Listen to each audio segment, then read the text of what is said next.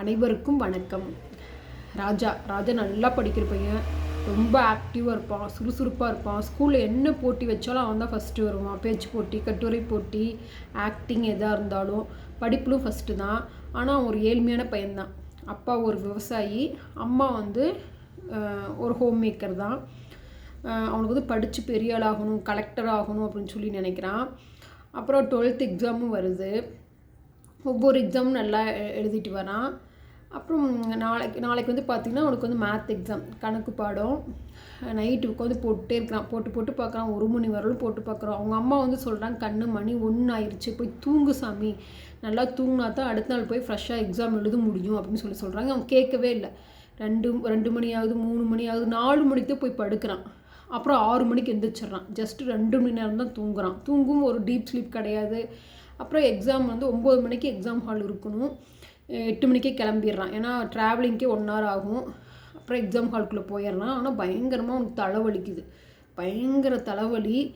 Question பேப்பரும் கொடுத்துட்றாங்க. அவனுக்கு எல்லாமே மங்களாக தெரியுது. ஏன்னா அவன் ஒழுங்காக தூங்கலை. அப்புறம் எக்ஸாமுக்கு வர அவசரத்தில் சாப்பிடாமல் வந்துடுறான்.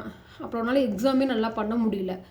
அப்புறம் அந்த அன்றைக்கி வீட்டுக்கு வரேன். அம்மா, நான் இன்றைக்கி எக்ஸாம் நல்லா பண்ண மாதிரியும் எனக்கு தோணலை, பயங்கரமாக தலைவலி, தூக்கமாக வந்துச்சு, ஒரு மாதிரி இருந்துச்சு அப்படின்னு சொல்கிறான். அம்மா வந்து சரி பரவாயில்ல விடுப்பா, நல்ல மார்க் தான் நீ வாங்கியிருப்ப அப்படின்னு சொல்லி சமாதானப்படுத்துகிறாங்க. இப்போ எக்ஸாம் ரிசல்ட்டும் வருது. அவன் வந்து ஃபெயில் ஆகிடுறான். எல்லாத்துக்கும் ஆச்சரியம். ஏன்னா அவன் நல்லா படிக்கிற பையன். எல்லோரும் ஃபோன் பண்ணுறாங்க. ராஜா வந்து டிஸ்ட்ரிக்ட் லெவலில் வருவான்னு நினச்சாங்க, ஸ்டேட் லெவலில் வருவான்னு நினச்சாங்க. ஆனால் அவன் மேத்தில் ஃபெயிலுங்கிறது யாராலையும் ஏற்றுக்க முடியல. எல்லோரும் ஒரு ஆச்சரியமாக ஒரு ஒரு ஒரு என்ன சொல்கிறது, திடீர்னு வந்து நடந்தால் எப்படி ஒரு இது இருக்கும். இந்த பையன் ஃபெயிலா, அது எப்படி, என்னாச்சு, நீ ரீவேல்யூஷன் போடுன்னு எல்லோரும் சொல்கிறாங்க. ஆனால் அவனே சொல்லிடுறான், இல்லை நான் வந்து எக்ஸாம் நல்லா எழுதலை, எனக்கே தெரியும் அப்படின்னு சொல்கிறான். அவங்க அம்மா அப்பா திட்டலை. சரிப்பா மறுபடியும் எக்ஸாம் எழுதுதான் சொல்கிறாங்க. இருக்கிறவங்கள பக்கத்தில் இருக்கிறவங்க, உறவினர்கள், ஃப்ரெண்ட்ஸு எல்லோரும் திரும்ப அவனை கேட்குறாங்க, என்னடா இப்படி பண்ணிட்ட, நான்லாம் கூட மேக்ஸில் வந்து பார்த்தீங்கன்னா நல்ல மார்க் வாங்கிட்டு நீ ஃபெயிலா, நல்லா படிக்காது, நானே நல்ல மார்க் அப்படின்னு ஒவ்வொருத்தரும் சொல்ல உனக்கு ஒரு மாதிரி ஆயிடுது. கொஞ்சம் தூரம் தள்ளி தண்டவாளம் ட்ரெயின் வர சத்தம் கேட்குது. அவன் போகிறான். போய் அங்கே தண்டவாளத்தில் நிற்கிறான். அப்புறம் ஒரு குட்டி பையன் ஒடியாருது. அப்பா அப்படிங்குது. அவனுக்கு ஒன்றுமே புரியல. என்னை பார்த்து யார் அப்பா அப்படின்னு சொல்கிறான்னு திரும்பி பார்க்குறான். ஒரு குட்டி பையன்.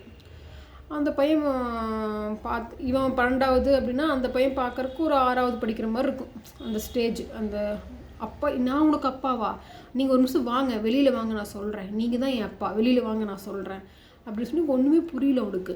அப்போ டக்குன்னு வந்துடுறான். டக்குன்னு அவன் வந்த அடுத்த செகண்ட் ட்ரெயின் ஃபாஸ்ட்டாக போகுது. ஒரு செகண்ட் அந்த தண்டவாளத்தை அவன் நின்றுருந்தானா அவன் நேரம் இறந்துருப்பான். அப்புறம் அவன் வெளியில் வர்றான். அப்புறம் நீங்கள் எங்கே போய் நிற்கிறீங்க இங்கே, என்னை எதுக்கு நீ அப்பான்னு சொன்னேன். இல்லை, எங்கள் அப்பா இதே மாதிரி தான், இதே ட்ரெயினில் தான், இதே இடத்துல தான் இறந்தார், அவர் ஒரு கோலை, அந்த தவறு நீங்களும் செஞ்சிடாதீங்க அப்படின்னு சொல்லி அழுகுறான். அப்புறம் இவனுக்கு ஒன்றுமே புரியல.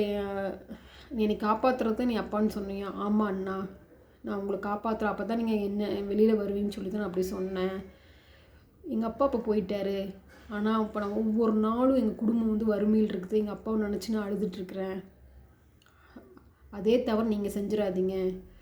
நீங்கள் போயிட்டா உங்களோட அம்மா அப்பா, நீங்கள் 12th ஃபெயிலுன்னு தெரியும், எனக்கு கேள்விப்பட்டேன், ஊர் ஃபுல்லாக உங்கள் பேச்சு தான், அதுக்கு போய் சாவாங்களா, தற்கொலை பண்ணிக்குவாங்களா அப்படின்னு சின்ன பையன் கேட்குது. உடனே வந்து ராஜா என்ன சொல்கிறேன், கஷ்டப்பட்டு படித்தேன், 1 year கஷ்டப்பட்டு நான் படித்தேன், அந்த உழைப்பு வீணாக போயிடுச்சு. ஏன்னா 1 year கஷ்டப்பட்டு படிச்சிங்க, உழைப்பு வீணாக போச்சுன்னு சொல்கிறீங்களே, இத்தனை வருஷமாக உங்களுக்கு 17 வயசு 18 வயசு இருக்குமா, இத்தனை வருஷமாக உங்கள் அம்மா அப்பா உங்களை கஷ்டப்பட்டு வளர்த்துருப்பாங்களே, அதுக்கு அதனோட வேல்யூ என்னாச்சு. நீங்கள் போயிட்டீங்கன்னா அவங்களோட உழைப்பு, அவங்களுடைய அன்பு, பாசம் எல்லாமே 0 ஆயிருமே. நீங்கள் எக்ஸாம் எழுதலாமே. நீங்கள் நல்லா படிக்கிற பையன் தான், படிக்காத பசங்க கூட கஷ்டப்பட்டு படித்து முன்னேறும்போது உங்களால் முடியாதா? யோசிச்சு பாருங்கள், உங்கள் மேலே தப்பு. நீங்கள் ஏன் ஃபெயில் ஆனீங்க, நல்லா உட்காந்து யோசிச்சு பாருங்கள். ஏதோ ஒரு காரணம் இருக்கும். யோசிச்சு போய் என்கிட்ட சொல்லுங்கள். ஆமாம், நான் வந்து ஒழுங்காக தூங்கலை, அதான் ரீசன், ஒழுங்காக சாப்பிடல, அந்த அன்றைக்கி எக்ஸாம் என்னால் எழுத முடியல. உங்கள் மேலே தான் தப்பு. திரும்ப எக்ஸாம் எழுதுங்க, நல்லா சாப்பிட்டு எக்ஸாம் எழுத போங்க, நல்லா தூங்குங்க, அப்படின்னு சொல்லி சின்ன பையன் அட்வைஸ் கேட்டு அவன் மனசு மாறுது, திரும்ப எக்ஸாம் எழுதுகிறான், நல்ல மார்க் எடுக்கிறான். இப்போ வந்து சப் கலெக்டர், அதாவது சில வருடங்கள் கழித்து அவன் நல்ல நிலைமைக்கு வந்துடுறான். நல்லா படித்து நல்ல நிலைமைக்கு வந்து யூபி எக்ஸாமெல்லாம் எழுதி பாஸ் பண்ணி இப்போ வந்து அவன் சப் கலெக்டர்.